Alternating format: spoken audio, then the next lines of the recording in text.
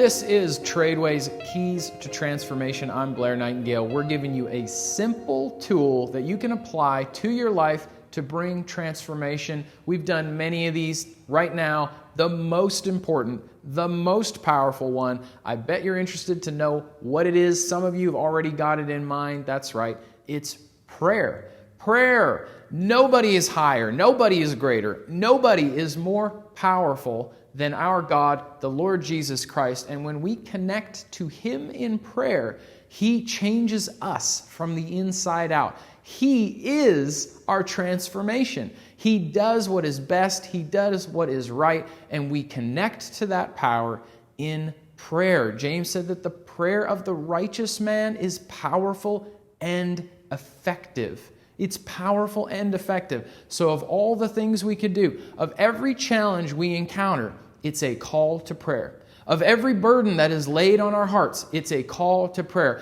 Of every piece of our walk with Jesus that we know that we are designed, destined, made to go further, dig deeper, and climb higher, that is a call to prayer. We live in very busy times. Very busy lives. We have a lot of choices. In fact, it's been said, sometimes we spiritualize those overseas in the third world as though they have more faith.